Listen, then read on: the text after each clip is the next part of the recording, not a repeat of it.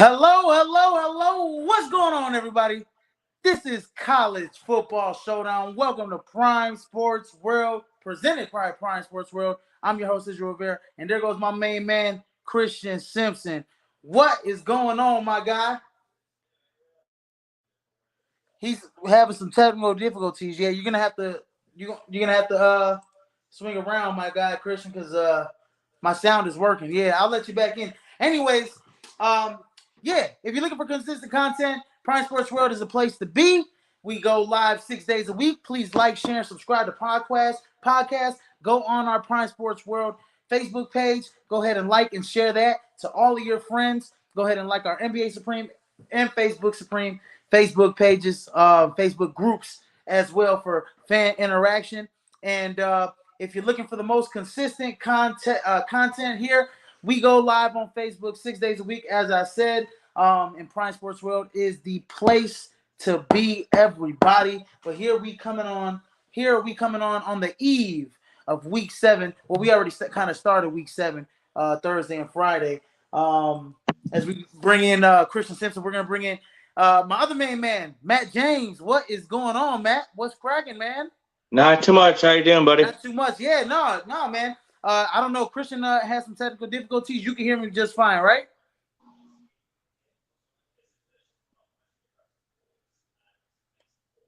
Matt? Yeah, I can hear you. Oh, you can hear me just fine. Okay. Christian's backstage. Yeah, awesome. Yeah, I don't. Yeah. Can you hear me now, Christian? All right. Can you hear me? Awesome. Can you guys hear me? All right, cool. You guys, hey, look, let me tell y'all something. I got 30, 45 seconds to come on here smooth as a cat. And y'all just throwing me all the way off with all this technical difficulties over here. What is going on? Oh, man. We're here for you. Let me just say, is y'all Wi-Fi on Flintstone mode? Look, man. Look. Nah. What we not about to do, you're not about to come at my Wi-Fi, okay? Nah, we not about to do that tonight. Look, you lucky. Look, Izzy's lucky that's my brother and everything, but come on, man. We're lucky we got a great show to do. I mean, this might be actually the best weekend of football coming up. Yeah, it definitely is, because I'm looking at some of these games on the slate for college football, and then, there's some heavyweight matchups in the NFL.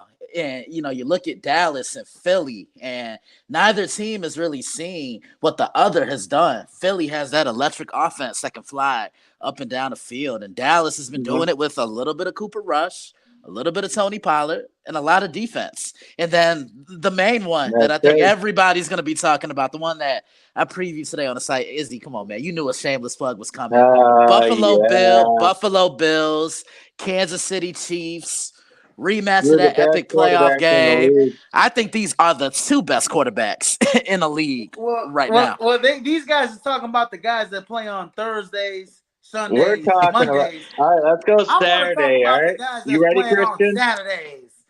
Yeah, but this is a big weekend for football. One of the best that I've seen in quite some time, and I'm ready to break it down. It's a big weekend for college football, and I'm ready to break it down with my guys here. Let's do it. But before we start, I'm gonna go on a little bit of a rant like I did last week. But I want you guys to just notice what kind of stood out for you in Week 6 here. I think what stood out for me in Week 6, that Tennessee offense is as electric as they come. They can push that ball up the field. Hendon Hooker, Jalen Hyatt, they can run the ball. They can get that push with that offensive line. And the defense is no slouch either. I know the secondary is a little suspect right now, but this Tennessee team, they're legit. And then Alabama, they didn't look that great. Yeah. The other day against Texas A&M, they did not look that great against the Aggies. And it even had Johnny Manziel questioning, okay, what was that play call? So I know that's a game, right? Yeah, man. That was really suspect. Yeah, the way that they were running the football. Yeah, definitely. Like that. Definitely. But that I think that's what probably stood out to me the most in that. I think Kansas TCU, what a game that was. last week. Came down to the final couple minutes. That Kansas team is tough, and I think they're going to stay tough for some years to come. I don't think this is a one-year wonder. Matchup rolling in Oklahoma this week. Yep. Yeah, rolling in Oklahoma this week. What about you, Matt? Anything stand out for you? Yeah, I mean, those three, I mean, I love those three, Christian. I'm going to call out UCLA right here. Pac-12. I mean, they ran the ball down Utah's throat for 203 yards and won that game and scored, 42 on them. I mean, Utah's a tough team.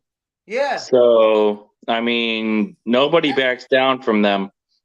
No, absolutely. No, you're right. And UCLA went in there and took them down. Yeah, no, UCLA has been really shocking me, and I'm actually gonna get to a team that's linked to UCLA. Because I did this the last couple weeks. I did this with Miami. I believe I did it with Oklahoma. But yeah, Washington. The last 2 weeks, you have given up 95 points. 95 points. Let me give the pitchfork up. I know I was bad about that, but ASU actually did it. Congrats to them. You doubted the Arizona I did State doubt them. I will congratulate them on that great victory. Yeah, you doubted the Arizona State Sun Devils. And, I did. Yeah, I wanted to pick them as an upset, but I was like, you could throw this in as a long shot. And you I know. I talked you out of it. I don't think that's gonna happen. 95 points. Let me tell you, Washington. That is an embarrassment. After you just, you beat a good number 11 ranked Michigan State team, you give up 50 points to UCLA, who in most UCLA is the top 15 now. But then it's inexcusable, outright inexcusable to lose to the Arizona State Sun Devils. I don't give a crap if they're on at home. I don't give a crap if they're in Timbuktu. I don't give a crap if they're on Mars. You should have never lost to the Arizona State Sun Devils like that. Lost by 7 points. At one point, I think they were down 14. At one point they were down. I think it was 24-17. They were down there. They were down a good chunk. They was down 2 touchdowns at one point in the second half. So, for the Washington Huskies, they do not deserve to be ranked in the top 25 again for the rest of the season. I think, I got on Oklahoma. They shouldn't be ranked in the top 25 the rest of the season. Miami shouldn't be ranked in the top 25 the rest of the season. And just add Washington to that list. They should not be ranked in the top 25 for the rest of the season. Yeah, I agree. I definitely agree. I knew this rant was coming. This has been building up for the longest. That's why I just kind of let you have the ground, but have the floor and everything. But you want to know what's another thing? I actually want to give you some credit, Mr. Rivera, because you caught this. BYU, Notre Dame, BYU not seeing a tight end with the caliber and talent of Michael Mayer, and he had a field day on that Cougars defense. I mean, he is by far the best tight end in the country. I can't wait to see what he does at the next level in the NFL. Yeah, I definitely, I was going to get to that. I was 2 for 4 last week. I took South Carolina over Kentucky well. You did. And I actually got lucky with that because Will Levis got scratched last minute in that game. He did. I think if Will Levis plays, they win. Yeah. But if he didn't play, they lost. Because there was nothing that Spencer Rattler and that it was the defense and the running game of South Carolina. Yeah, they just needed Spencer to kind of control things, not lose the football game. Mm-hmm. Yeah, no, I mean, and shout out to Chris Rodriguez, hell of a player, but without Will Levis, he makes that team more dynamic. That's why they didn't drop out of the top 25. I think the rankings or whoever does the ranking, the media, the poll, the media and the coaches, they gave him the benefit of the doubt because Will Levis wasn't playing.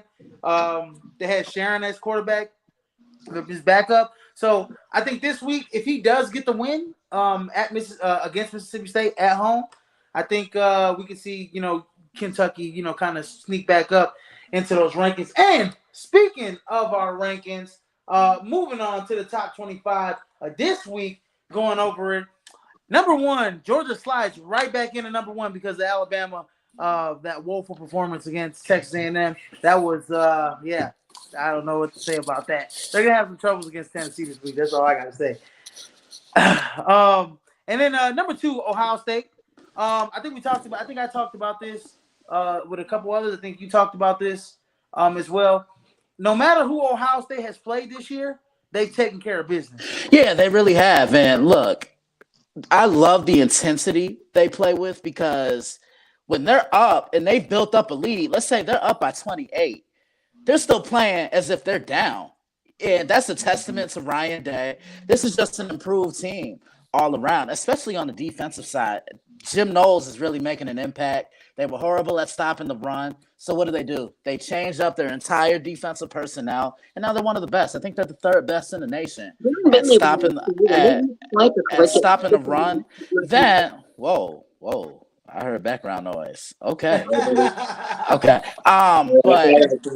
yeah, and then honestly, Izzy, I look at CJ Stroud. I just love the command and control he has of the offense. But how about Marvin Harrison Jr.? Jackson Smith-Njigba hasn't been playing this year. And Marvin Harrison Jr. has really been stepping up. Did you see that catch where he just went up, positioned himself perfectly, and just caught the ball? That was a grown man catch. He probably made his daddy proud. But I'll say this: best way. Yeah. I was gonna say, I think I said it last week. Marvin Harrison out there stunning like his daddy, baby. Look, now I'll tell you this: the way you beat Ohio State, you got to have a strong defensive line. Because you have to be able to beat them in the trenches. And right now, I think there's only one team that could do that. Maybe 2. Georgia could be one of those possibilities. And then maybe another team that we're going to talk about on these rankings that's ranked in the top 5. And I'll get to that when you go down the list. Yeah. Yeah. When speaking about the Ohio State receiving corps, we can't fail to leave off the super sophomore Emeka Egbuka. He's a bad boy. He does everything. He's almost built like Smith-Njigba, if you think about it. The guy who's built to do everything inside, but he can go outside and take the top off the zone. It is very and Smith-Njigba didn't even play last week. And they still won by 29 points against Michigan State. 3 touchdowns caught from Marvin Harrison Jr., 1 by Egbuka, and he leads the team in receiving yards. It's a luxury for CJ Stroud to have that many weapons at Ohio State. I mean, that is starting to turn. They are starting to turn into wide receiver U.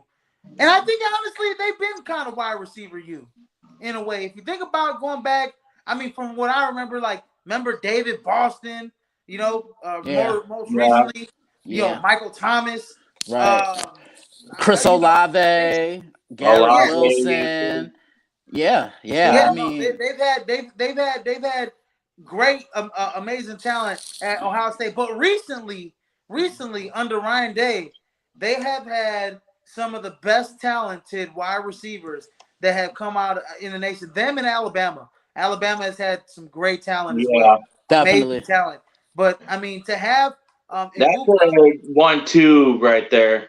Yeah, to have Egbuka, to have Harrison Jr., to have Smith-Njigba, who's arguably one of the best wide receivers in the nation. The kid from TCU can, was giving him a run for his money. There's a lot of great wide receivers. Xavier Worthy, sophomore out of Texas. There's a lot of great wide receivers. Jordan Addison from USC. There's a lot of great wide receivers, but USC this year takes the cake on just talented wide receivers. And then, it's a luxury to get that ball to Travion Henderson. You know what I mean? In the backfield. So Ohio State is a scary team. The only thing is, like I said, it's going to be a tough test. I think they're going to meet Michigan at the end. Yeah. And can they stop the run? Yeah, definitely, because Michigan last year, they ran that ball and Ohio State couldn't do anything to stop it. But I also think the crowd noise was a big factor last year at the Big House for Ohio State. Think about it. The year before, Ohio State cruised. No crowd noise, playing in empty stadiums. So they probably weren't used to hostility and that type of atmosphere like you saw. But look, you can't sit here and tell me they don't have that game circled on their calendar. To go and CJ Stroud is the Heisman favorite. I mean, clear. When you go 21 or 26 for 361 and 6 tutties, I mean, come on. One interception? I mean, One he's year been incompletion doing was that an all interception. season too. But you missed 5 passes and you threw for almost 400 yards and 6 touchdowns. That's remarkable. Anyways, cruising on through our top 5. At number 3, Alabama. As we mentioned, man, they didn't look so hot against Texas A&M. They kind of scathed away. Almost lost the game there at the end. Got lucky with a horrible play call from Jimbo Fisher. But that's either here or there. Number 4, Clemson sneaks up ahead of Michigan. And Michigan goes down to rank number 5. I actually want to explain that. Let's kind of go over that a little bit, right? Yeah. Tell us. I'll start with Christian. Give us the reason, because I remember, I know TJ was like, "Yo, I don't know why Clemson slide ahead of Michigan." And I'm like, "Yo, I think Clemson could beat Michigan. I think Clemson's played better talent this year." Yeah, because you look at Michigan, but one thing I will say, Michigan has played some weaker talent, but 5 years ago, this Michigan team probably drops one of those games that they lost a couple of earlier in the year this year. Now, look, maybe Hawaii not Hawaii, Maryland, maybe. Yeah. I mean, those 2 games right there. Maybe Indiana too. They might have dropped 3 of those. Yeah, maybe 2 or 3 ago. at the most. Yeah. But look, I like what Michigan's doing because they're physical. They're running the football. Defense is picking up where they left off. The only thing that concerns me about Michigan is their lack of a pass rush. And, I mean, that's going to happen when you lose a talent like a Aiden Hutchinson and you lose a talent like a David Ojabo, because those guys were the igniters of that pass rush last year. Yeah, and I mean, and when you look at the wins, okay, I'll even go back to, I just pulled up their schedule as well. I'll even go back to week 1. I mean, because I'm going to mention Wake Forest. They beat Wake Forest in an overtime thriller. They beat NC State 2 weeks ago, who's in the top 15 or in the top 20. My fault. And then they beat everybody else: Georgia Tech, Foreman, Louisiana Tech, Boston College. Well, I look at Georgia Tech. Georgia Tech, just got that win off of Duke. They just beat a ranked opponent in Pitt.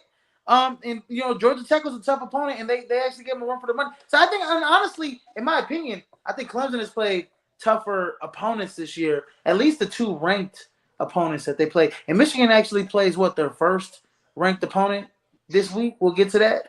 Yep. I can't wait because I got a lot to say about that game. But Michigan, I think we're about to see who they really are right now. I think the same could be said about Penn State as well, because they have a couple of tough games coming up, starting with tomorrow morning. And I'll say this about Penn State and Michigan. It's like two identical teams staring each other down. Right. In my opinion, I think you got consistent quarterback play. You have good running backs. You have a good defense. Yep. Michigan has the better running back. When we talk about that game, I'll dive in a little more. Anyways, and then at number 6, Tennessee, they move up 2 slots. USC moves down a slot.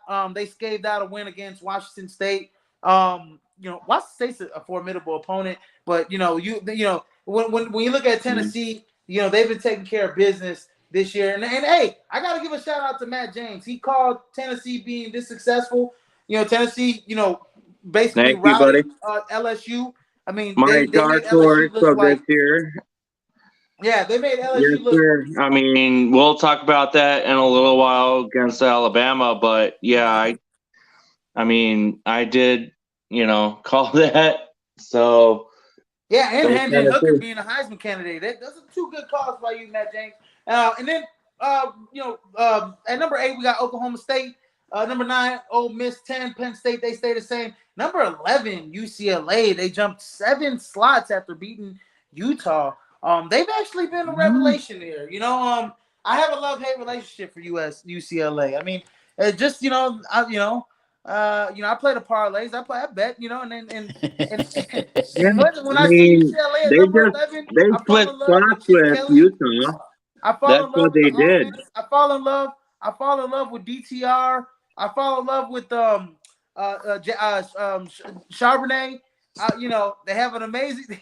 They have a good offense. They putting up points. The number 11, just when I love them, they end up losing. Yeah, I mean, and then I'm just like, I can't stand UCLA. But they're number 11. They're playing some good ball right now. I don't like UCLA either, but they pretty much just switched spots with Utah because rightfully they so. beat I mean, they're them playing like a and they're top doing 15 better team. than them. I mean, they earned it.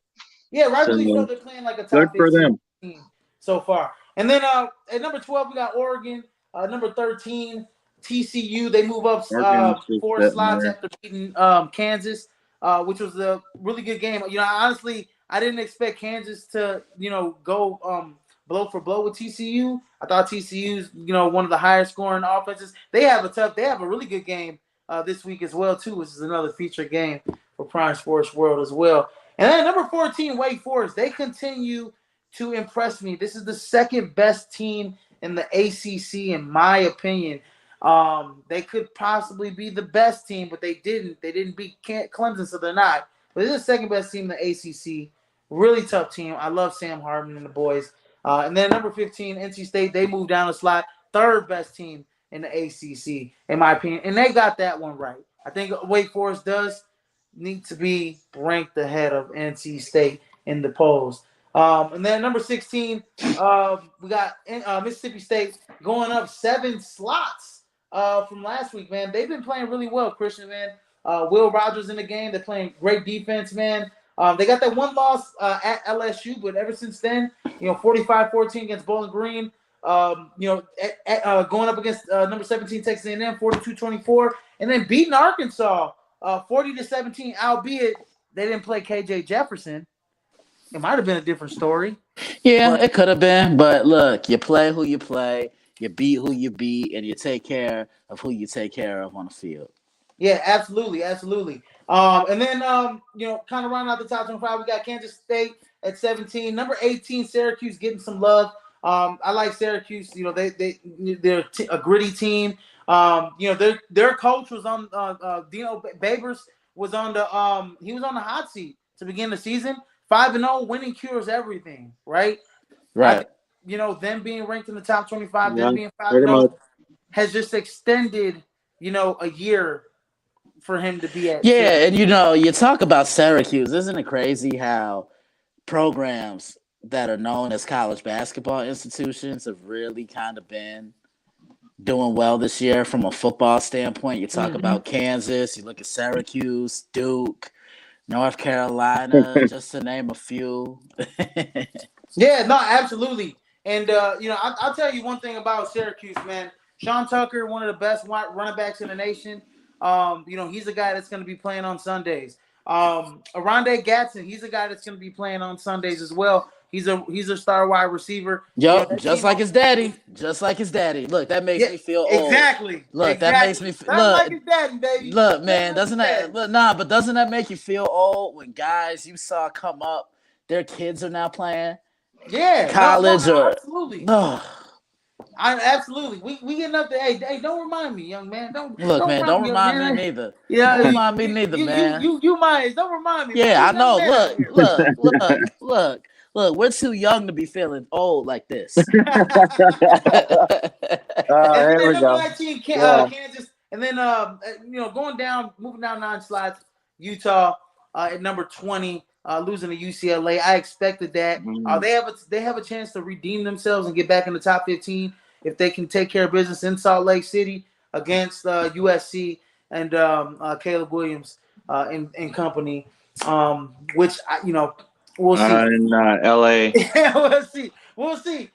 And then at number 21, we got Cincinnati, and then like I said, number 22, Kentucky moves down 9 slots. They give them the benefit of the doubt because Will Levis wasn't playing. And then teams that weren't ranked, they jumped into 23, 24, and 25. 2 teams I'm going to give a shout out to. I called this last week, and I told them James Madison. Top 25. Yeah. They was due up. They was up next. We got that number 23, Texas. And then at number Oh, 24, Texas. shout out to Illinois. Oh, Illinois, yeah. Yes, shout out to the Fighting Illini. The Illinois faithful. Shout out to my girlfriend. She's an alumni of U of I. And the one thing, yes, I went to NIU, and every time she sees a person go through the airport or the gas station, they be like ILL INI. I was like, that's Illinois. What is that? But shout out to Illinois going in, making it into the top 25. They have a really good. They have one of the best running backs in the nation as well. TJ's always been, raving about this kid, godly, and pulling up their stats right now. But we're talking about Chase Brown. He's one of the league leading in rushers in the nation with 879 rushing yards and 4 touchdowns. So he needs some love too in the Heisman rankings. But yeah, Illinois. He's got Illinois primed at top 25, and they've been getting some good quarterback play out of DeVito as well. And then right on my top 25 at number 25, the James Madison University. I brought this up last week. This is the first time that they've ever been ranked in the top 25. The Dukes are duking it out, baby.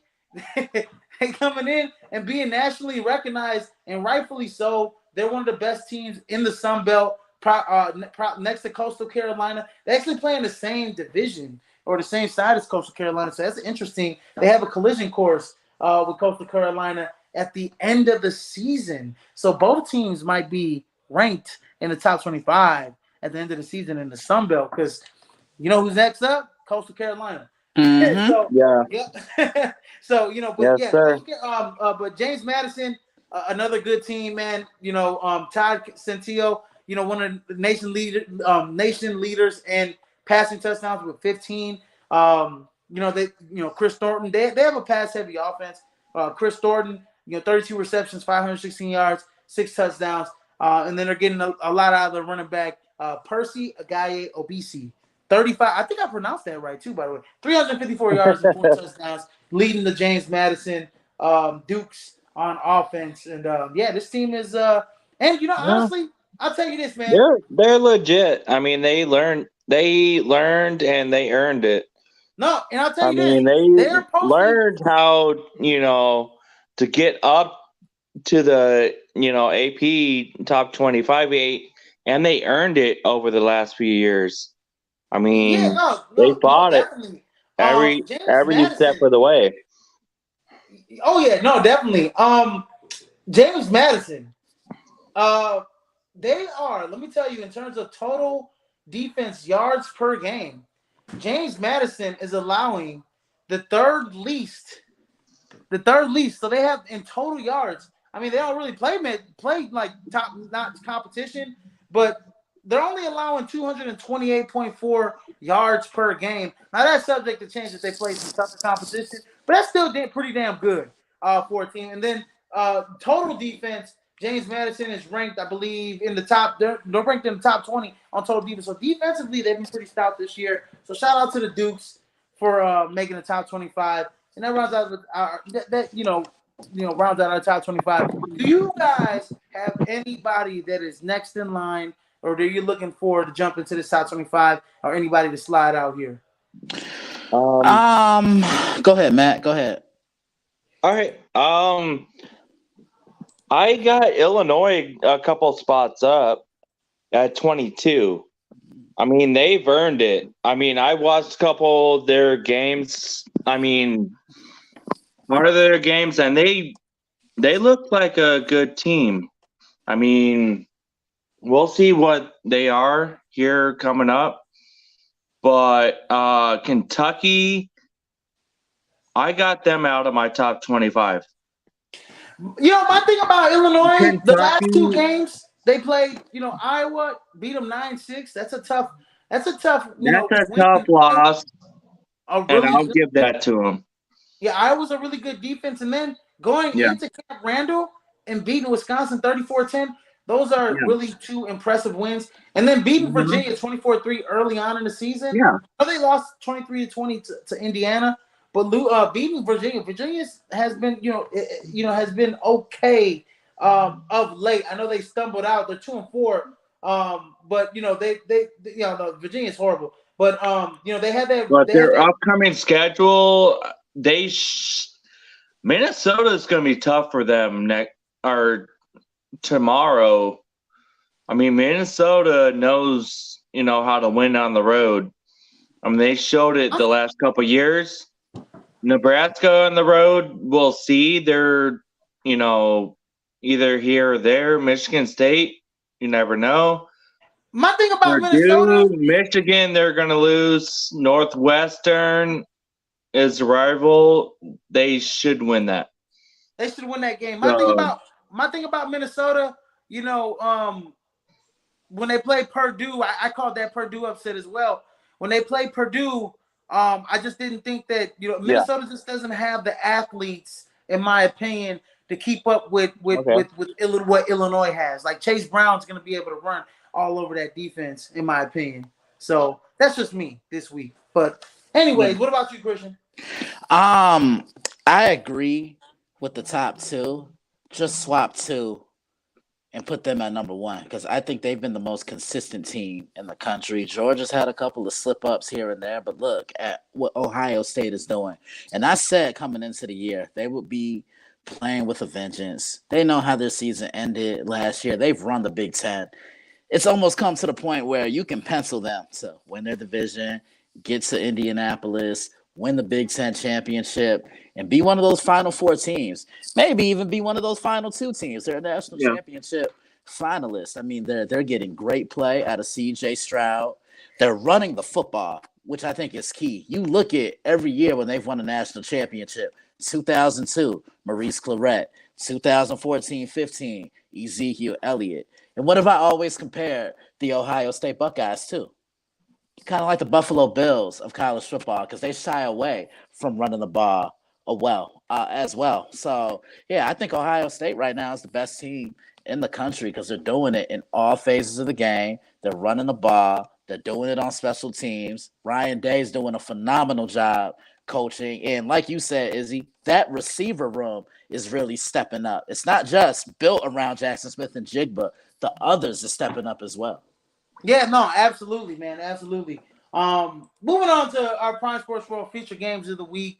This is a segment where everybody who's just tuning in or hasn't tuned in yet this year. I pick 5 games or 6 games that are featured games. This week we got 6 on the slate. Usually we have 5, and then I pick a few upsets. Now I asked Christian and Matt, if they wanted to add any feature games. Usually our feature games are all on the same wavelength. So I just go ahead and pick them. And if they want to add any, we pick them. And if you guys have any feature games that you guys want to add, go ahead and feel free to put them in the comments. But we start out with one of our first feature games, starting out the 11 a.m. slate early in the morning. We talked about it earlier. Number 10 Penn State going into the Big House, playing against number 5 Michigan. 2 identical football teams. How do you see this one playing out, Christian? Well, when I look at Penn State, the offense has really improved this year. And they're running the football a lot more. They're running the ball, and they're taking a ton of pressure off the quarterback, Sean Clifford.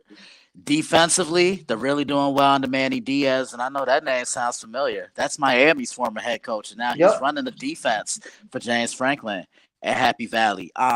Michigan, they're running the ball consistently as well, Blake Corum. So I think this game comes down to who can stop the other team's ground attack more consistently and which quarterback is going to make a big throw when you need it most. And that's where I'm leaning toward Michigan. I'm going to take the Wolverines in a hard-hitting, low-scoring game. What about you, Matt? I agree with him. I mean, this will be purely about the running backs. I mean, both quarterbacks are equal. I mean, both defenses can stop, the ball and the pass. But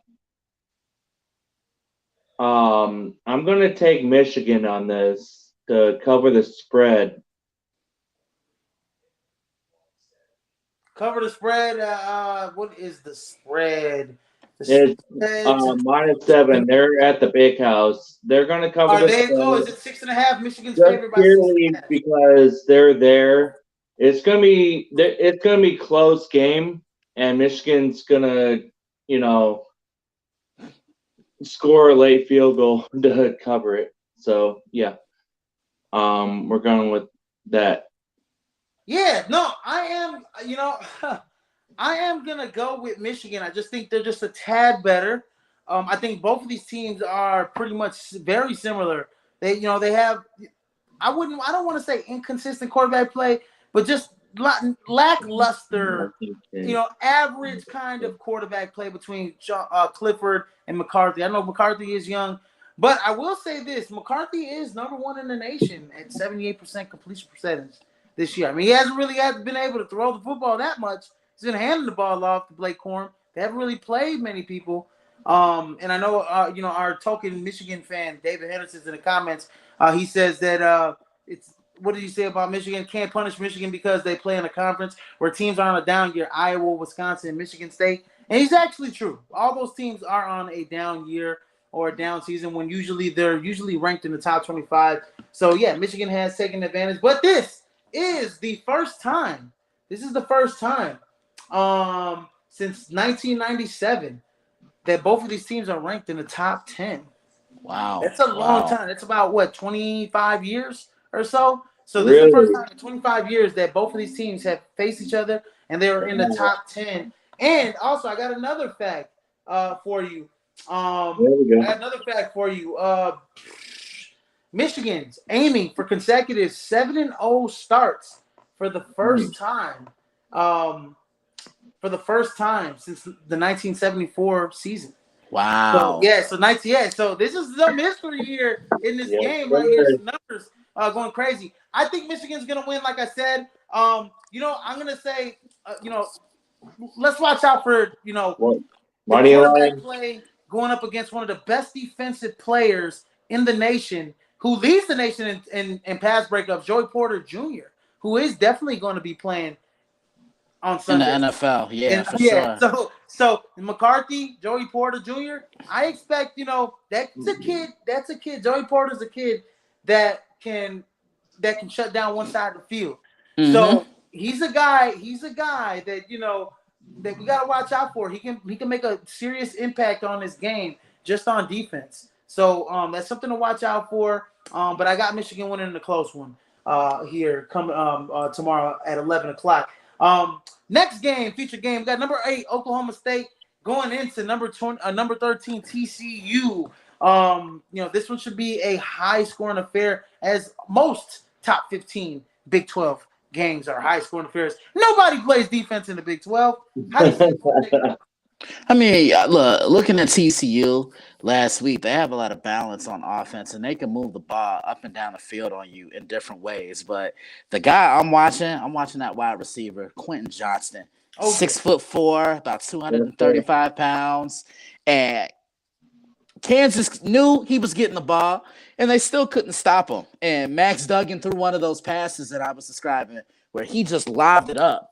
And it just fell right into the hands of his intended receiver. I don't know if Oklahoma State has enough across the board to match up with these weapons on a perimeter for TCU. I like what Sonny Dykes is bringing there. He's instilled another confidence in them. I mean, I understand why they decided to move on from Gary Patterson. Sometimes you just need that change because the game changes over the years. But I like TCU in this one. I think they keep it moving. What about you, Matt? I mean, both these teams are actually pretty even in stats if you look at it. But, I mean, look at Daniels. I mean, he's done a pretty good job this year. But I think TCU takes this at home by 3 points. Yeah. I would have, honestly, this would have been, put down as one of my upsets, but I just think both of these teams are evenly matched. TCU has won just saw a stat, 6 of the last 7 since they got beat down 63-17 in Stillwater last November. So, which was Gary, which was like one of their most lopsided losses since the 90s. So TCU's got this one circled big on their calendar. They're like, oh, y'all beat us in Stillwater? y'all coming into our home this year. We're gonna serve y'all up some business. I actually do think TCU beats Oklahoma State and Spencer Sanders. Spencer Sanders, is starting to become probably one of the greatest quarterbacks in Oklahoma State football history. He's 29 wins. He's 3 shy of Mason Rudolph's record of 32. So Spencer Sanders has some, and I think he's going to get it this year. Anyways, he's going to be a leader at the quarterback position, wins in Oklahoma State history. But I don't think this game is a game he wins. I think Quinn Johnson is too much for Oklahoma State. I think Max Duggan, he throws one of the prettiest deep balls I've seen. Yeah, this year in college football, and he's so accurate. It's like a rainbow, and it just lands right in the breadbasket. I mean, he does it every week. It's every week to stop that, but I think TCU at home. Yeah, no, yeah, and so, but I don't, I'm wondering right now, is Max Duggan even going to be playing in this game? Is he out this game? I haven't heard anything, but I'd be real. They're probably going to make it a game time decision. But I also want to say this about this matchup. I don't think this is the only time we're going to see these two meeting. I have a feeling that these two are going to meet for the Big 12 championship. No, Max Duggan's good. Max Duggan's playing with that. Yeah, Max Duggan's is playing in this game. I thought he was out. But no, Max Duggan's playing in this game. This is going to be a hell of a game. One of the higher scoring games on Saturday. And then next on the slate, we had number 15 NC State going up against number 18 Syracuse in the Carrier Dome. How do you guys see this one shaking out? I mean, North Carolina State, I really like their quarterback, Devin Leary. Doesn't do too much, doesn't do too little. He just stays within his lane. And, I mean, he played well enough, I think, to beat Clemson. But Clemson in Death Valley at their place, that's a tough place to go and get a win. Syracuse, they've done really well under Dino Babers. I see this one kind of being high scoring, coming down to a field goal. I think Syracuse escapes. I think they live on for their undefeated record to stay put one more week. Yeah, this is go ahead, Matt. I'm gonna go NC State on this one. I mean, they're more battle tested. They know how to win this type of game on the road.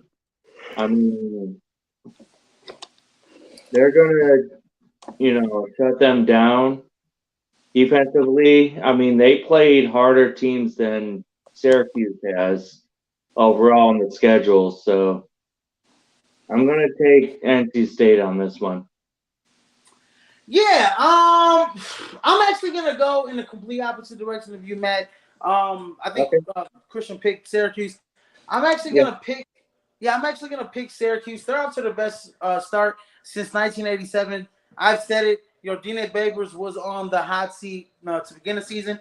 Then with the success of being 5-0, they'd have to have a catastrophic collapse the rest of the season or lose the rest of their games for the rest of the season for Dino Babers to lose his job. So he's good for another year at Syracuse, and rightfully so. You got to give your coaches, some a guy like Dino Babers, some leeway to kind of let the plan work, right? I think he's in his I forget how many years he's in there, but he's been there at least more than 3 or 4 years. So you got to give him some time. You got to have Dino Babers be able to build that program up, and he's done a great job this season.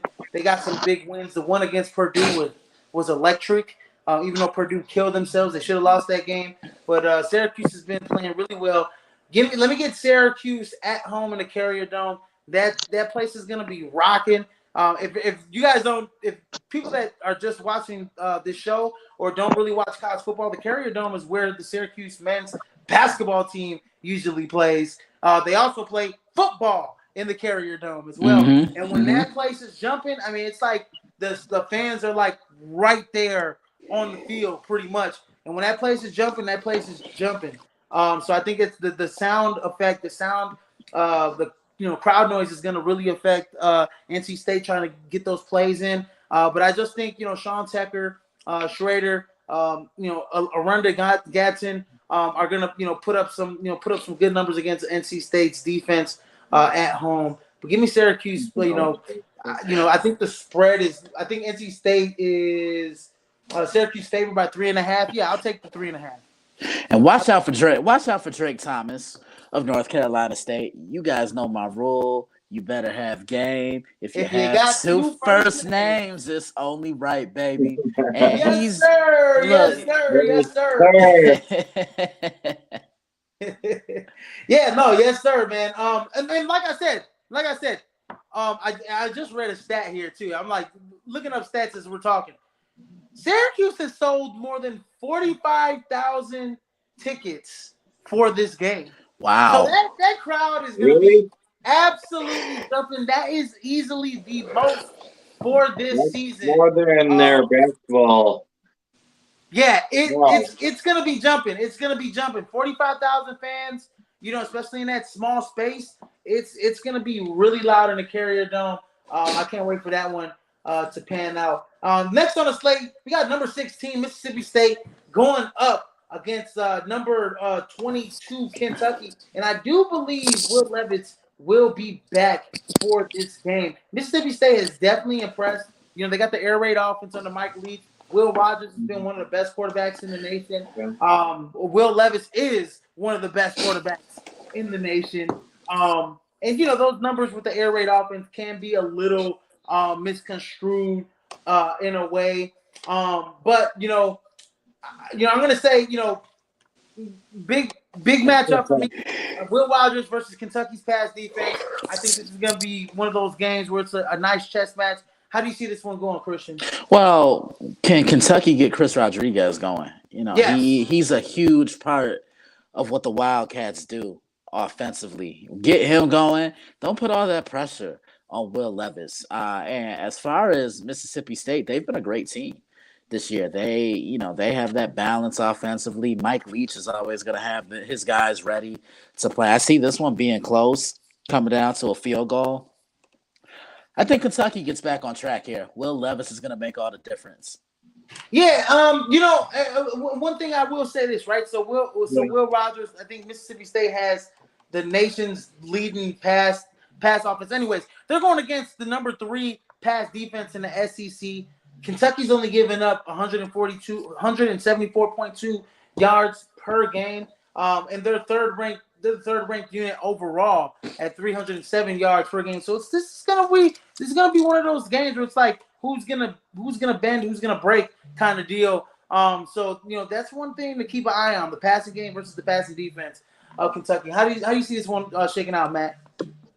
Yeah, I'm the same way. I mean, Mississippi State has the better running back, and Kentucky's been struggling.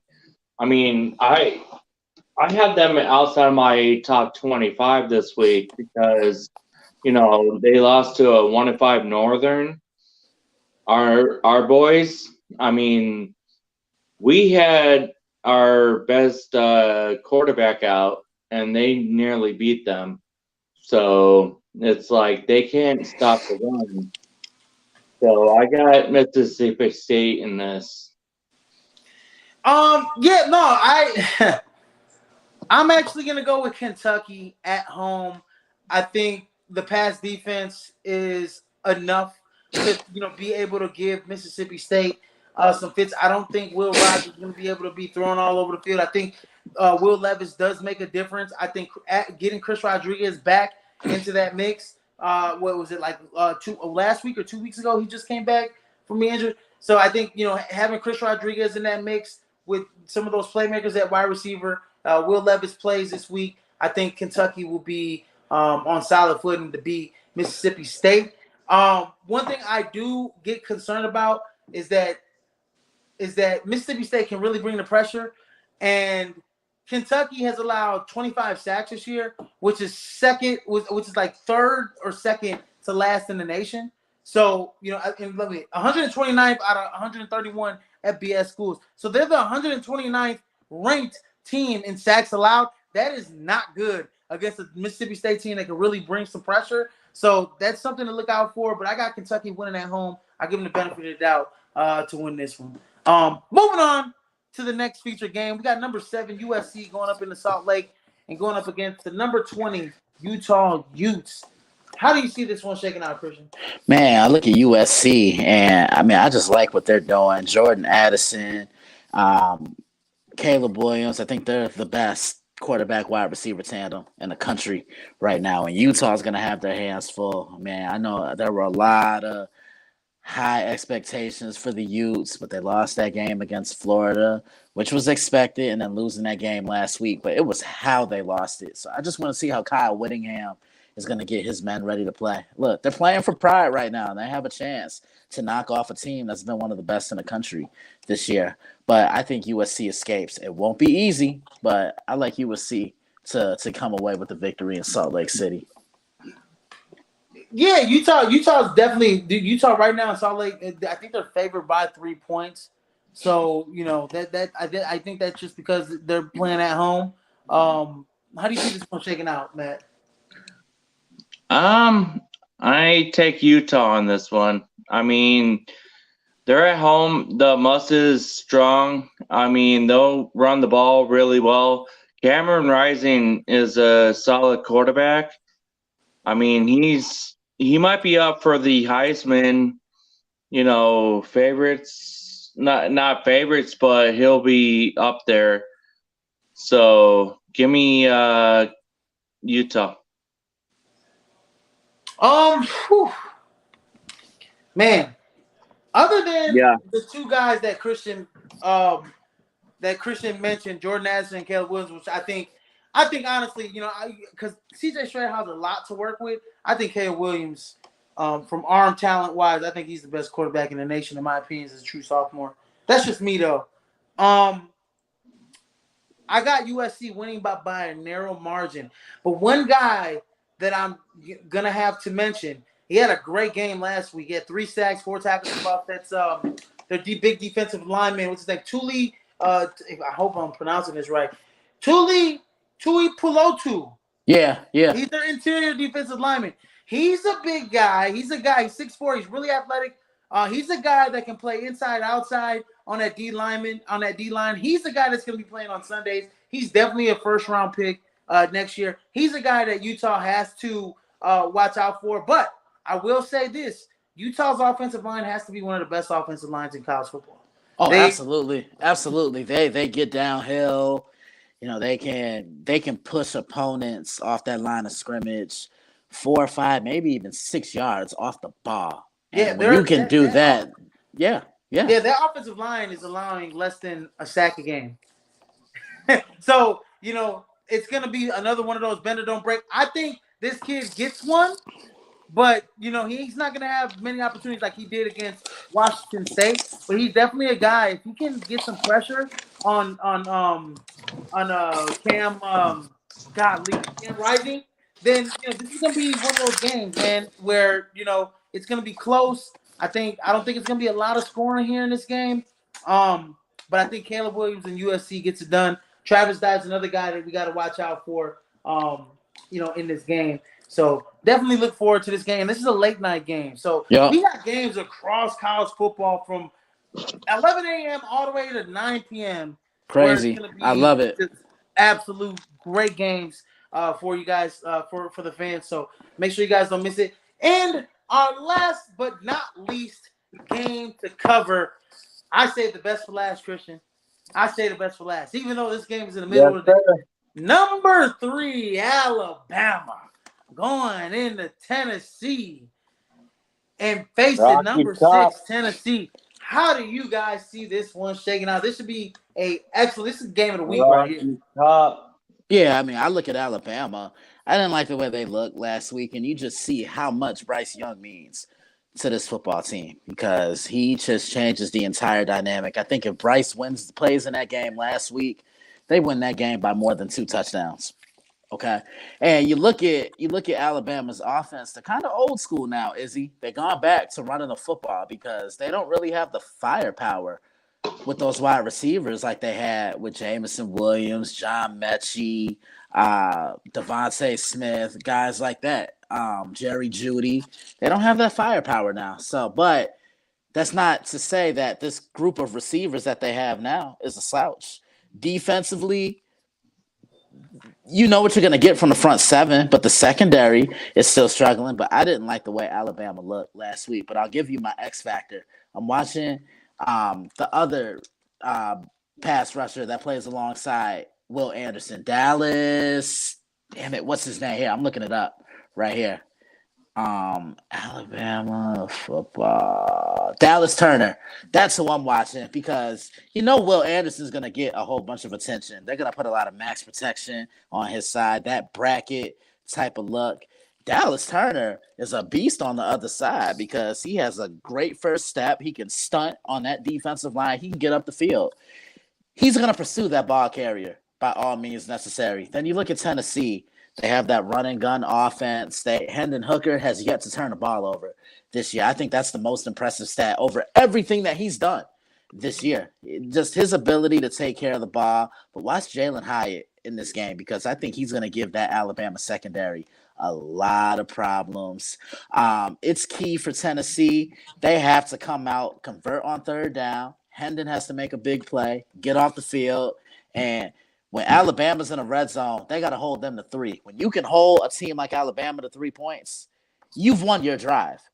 And can they get Jahmyr Gibbs going? Because Tennessee's a little vulnerable with run defense. Yeah, no, I was gonna say that, man. Tennessee is a little vulnerable against the run, man. I mean, Gibbs his run for 360 yards and 39 carries.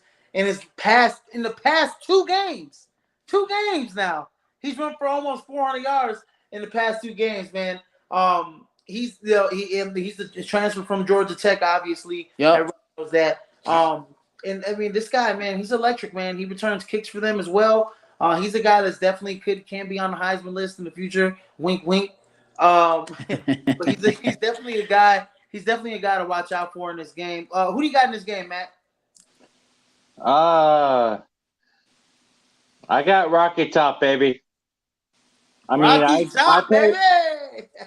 got Tennessee. I mean, I picked them from the beginning. I'm gonna take them to take Alabama down tomorrow. They took down LSU, Florida, Arkansas, Pittsburgh. The last 4 games. Oh man, the Or numbers. the last 3 out of 4 games. And they've been doing a solid job. Hendon Hooker, I said, would be a Heisman, candidate too.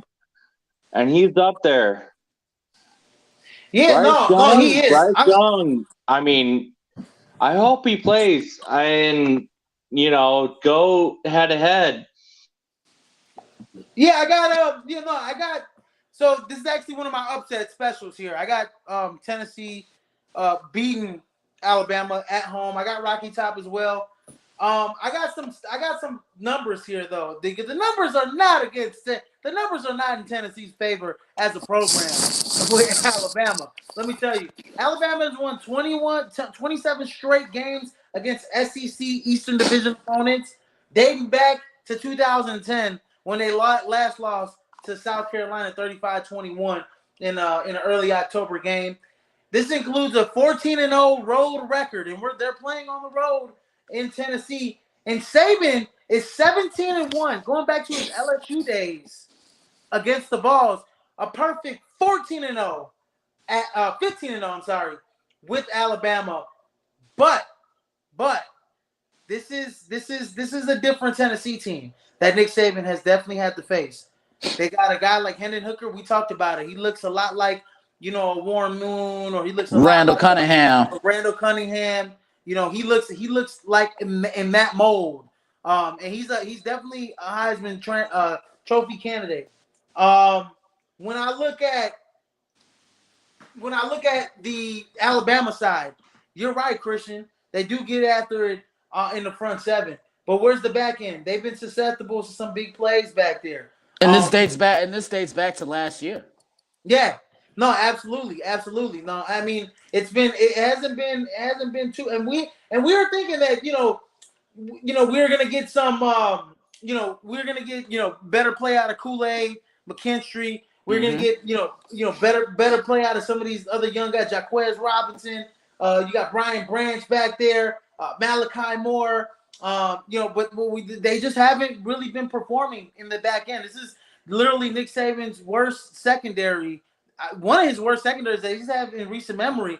And you're going against one of the tougher quarterbacks to play against in Tennessee at home on the road. He's thrown. Look, this is a crazy number: 239 passes dating back to last year without an interception. Hendon Hooker. That's crazy. I mean, just that is an absolutely insane stat. I just love how he takes care of the football, but I also think Hendon Hooker is misunderstood as a football player. And I say that because everybody thinks of him as a mobile guy, and he is, but he wants to drop back and throw that ball down the field. And he has a cannon for an arm because he hits his receiver right in stride. But when the play breaks down and all his receivers are locked up the field, then that's when he brings out his mobility. Yeah, no, he's definitely a guy. And if he throws a pass, here's another stat. If he throws a touchdown pass against Alabama, this will be his 18th straight game with the touchdown pass. Wow. Since dating back to last year. So Hendon Hooker, man, I mean, he's a guy, man, that he is no joke to play against, man. And he looks for his guy Jalen Hyatt out there a lot as well. He's got 388 yards, 5 touchdowns, 27 receptions. Jalen Wright, running back, ain't no slouch either, with 315 yards and 4 touchdowns. I don't really see Tennessee. They're gonna set the pass up with the run. Let me just say that. They're gonna we lost Matt James. They're gonna set the pass up with the run. They're gonna set it up, and they're gonna be able to get Hendon Hooker out there, spreading the ball out to his wide receivers, because that front seven is gonna be locked and loaded to stop the run. Yeah, and on top of that, Alabama has a history of not being able to stop mobile quarterbacks. Look at when they played Clemson a couple years ago with Deshaun Watson. He ran all over them. Johnny Manziel, Trevor Lawrence. Who's another one that Stetson Bennett last year in the national championship game. So yeah, I look for Hendon Hooker to have a big day with his feet tomorrow. Yeah, no, Hendon Hooker to have a big day, but I just think this game is gonna be pretty. I think it's gonna be in the 30s, 40s. It's gonna be high scoring. I think Bryce Young's going to be able to attack that weak second. I mean, Tennessee's secondary is really weak back there. I think Bryce Young's going to be able to attack that secondary as well. It's going to be a barn burner. Can't wait for this game. This is I think this is a 3 o'clock. It's a 2:30 game. So this is a middle of the day game. Can't wait for it. I wish it was on prime time, 6, 7 o'clock. But yeah, I do too. But I'll take it. 2:30. I'll take it. I'll take it. I'll take it too.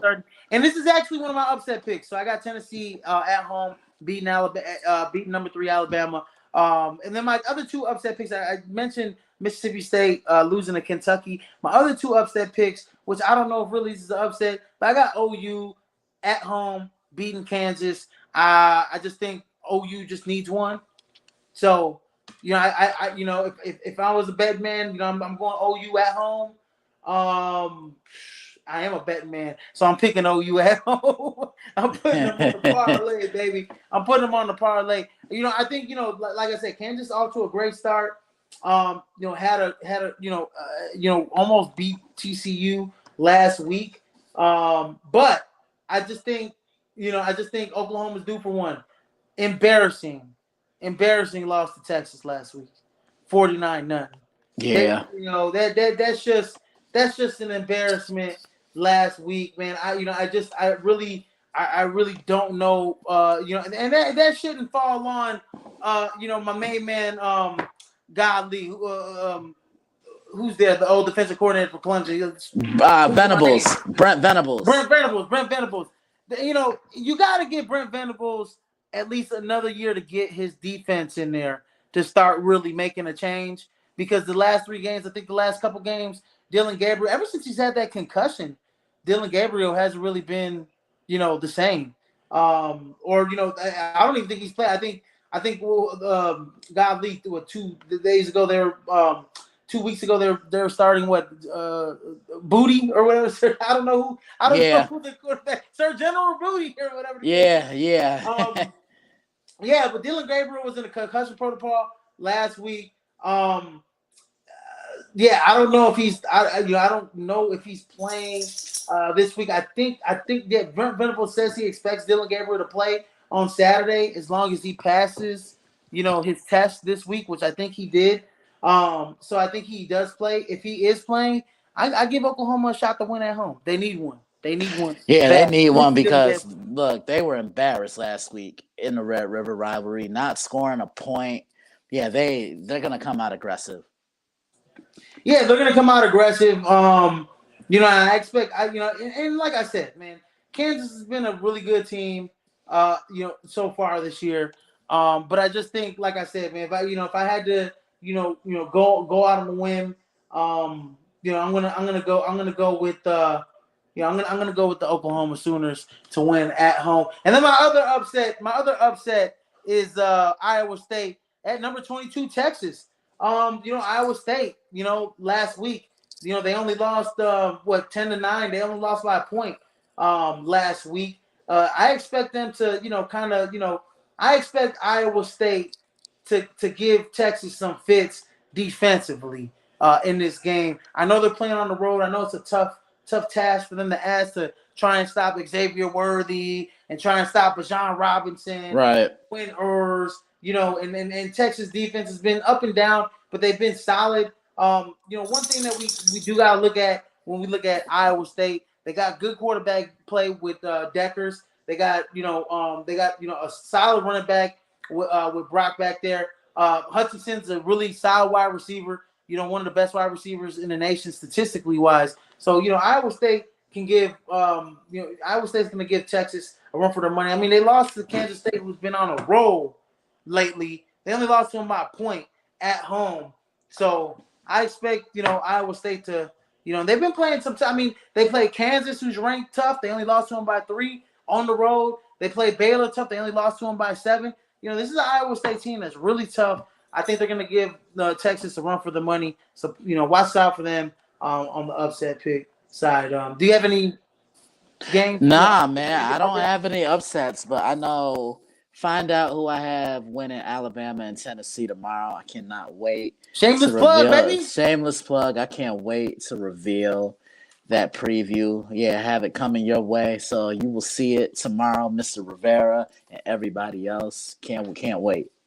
Definitely cannot wait for that. Christian dropping that heat. Like I said, let me plug in Christian. Go follow Christian at the Daily Blitz blog and Monday Evening Quarterback, baby. Y'all better not miss. Yeah, and don't worry, y'all. The CEO of Prime Sports World is coming to MEQ. I can't wait. I gotta come. You gotta come on through, baby. Look, man, we'll make it happen.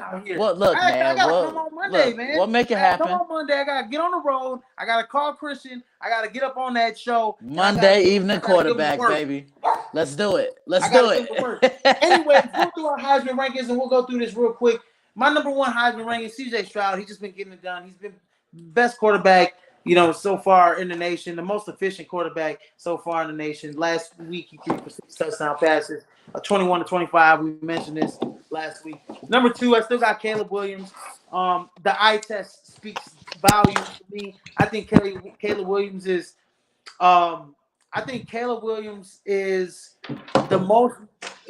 most mechanical quarterback. I think he's got it all. He's got athleticism. He's got pocket presence. He's got great command. He's got accuracy. He's got strength in his arm. There's nothing Caleb Williams can't do. He's been leading UFC to some tough wins on the road. He's got some guts, man. So Caleb Williams at number 2. And number 3, I got Bryce Young.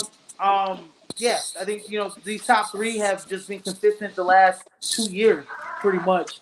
In the Heisman ranking. So Bryce Young, they swap in and out. I don't see C.J. Stroud in that top spot. I just see, Caleb Williams and Bryce Young kind of, going in and out there.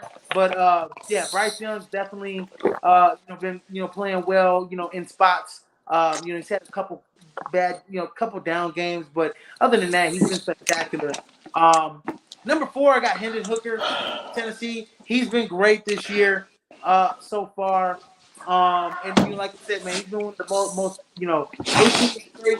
If he throws a touchdown, Alabama 18 straight games with a touchdown pass. That's amazing, right there. He's completed. He takes care of the football. Hendon Hooker's got that offense as electric. And then let me show my guy, man, DJ Uyunglele from Clemson, who's had a resurgence He this has. season, man.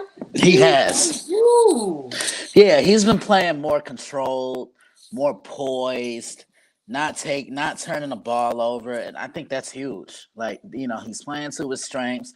When his team needs him to make a big throw, he does it. Yeah, no, absolutely. He's got a good matchup going up against Florida State this week. It's on the road, at Florida State. That's actually a primetime game. But DJ Uyunglele, a couple years ago, when he was a true freshman backing up Trevor Lawrence, and he, had that really great game against Notre Dame, top 5 Notre Dame at that. DJ Uyunglele, man, he lit it up, and everybody thought DJ, coming into his true sophomore season last year was going to be, clear-cut favorite, best quarterback in the nation, better than C.J. Stroud, better than Caleb, better than Bryce Young. Nobody was talking about those two guys. He's the guy that had the NIL. Then he had that down year last year. Well, this year he's resurged, has had a resurgence, 14 touchdowns, 2 interceptions, got Clemson in the number 4 slot. One of the driver slots to make it to the college football playoff. He's one of the better, dual threat quarterbacks. He's a big dude that can run the football as well. Over 1,400 yards. I believe. Let me see how many rushing touchdowns he has, because my man's is out there. He's got 2 rushing touchdowns on the year, but I mean he's well over 300 yards rushing as well. So yeah, DJ Uyunglele is a guy that's definitely got to be in my top 5. In the Heisman rankings. And then my dark horse, man, I can't forget this guy. I got to show him some love, man. Sam Hartman of Wake Forest, man. This kid, man, he's just so consistently good, in my opinion. Oh, yeah. I think he's the best quarterback in the ACC, if you're looking at it. Just the command and control he has of that offense, and that team follows his lead. He's a quiet leader. They go as far as he takes them. Yeah, no, definitely. I can't speak enough about Sam Hartman. I talk about him literally every podcast. He's one of those guys, man, that I think, next year in the NFL draft, man, he might get picked 2nd, 3rd round, but he's a guy that I think he's going to be a starter at the next level. He's got all the intangibles to be, he plays in a pro style type of offense at Wake Forest. He's just got great command in the pocket. Man, he throws one of the more accurate balls. He takes care of the football. Sam Hartman's definitely a dark horse for me. And then I'm outside looking in. I got Blake Corum from Michigan, DTR from UCLA, who's just been playing really great football this season, and Adrian Martinez. I'm outside looking in from K-State, playing really well as well this year. So, yeah, Christian, do you have anybody to add on the Heisman list? Look, why not Jordan Addison? He's really been making plays for the Trojans. Yeah, why not Jordan Addison, man? I think he's a guy. He's another kid that's very, man. He's explosive. Caleb Williams, looks for him. He's number 1 target. I mean, you go from Kenny Pickett to Caleb Williams. I mean, that's a luxury. He's a guy that's got 6 touchdowns. Look for him to have a big week this week against Utah on the road. If I had to pick another guy that I'm gonna be talking about, I mentioned him earlier, Jahmyr Gibbs from Alabama. Absolutely. He has been, the transfer from Georgia Tech. He has been great on special teams. He's been, obviously great running the football for them. Jahmyr Gibbs is a guy to watch out for. I don't think he'll win the Heisman, but at least he should get some consideration or get some type of votes this year when it comes to that award. So Jahmyr Gibbs, one of the better running backs in the nation. Yep. I agree. Yeah, that's a wrap, everybody. That's week 7. There, week 6 in the books, and week 7 here on the eve of week 7. We thank you guys for all watching, and you guys enjoy this week of football. This is gonna be a great week of football for everybody. Go ahead, please like and share and subscribe to the podcast. Go ahead and like our Prime Sports World Facebook page and our 2 groups, NFL Supreme and NBA Supreme. And go ahead and go ahead and go ahead and check out the Daily Blitz.blog. That's Christian's website, and Monday Evening Quarterback bringing you his podcast every Monday. Every Monday. What time, Christian, do you come on Man, that I usually record around 4:15. So yeah, around that. And then how else can everybody keep up with me? Right after I record Monday Evening Quarterback, I'm on a Prime breaking down, looking back at the week of NFL action every Monday night. Looking ahead to the up and coming week of NFL action on Tuesday, making game picks with you guys. Wednesdays, you can catch me on the Nerd Zone on the Nerd Report Network, and then every Friday, you can catch me on College Football Showdown.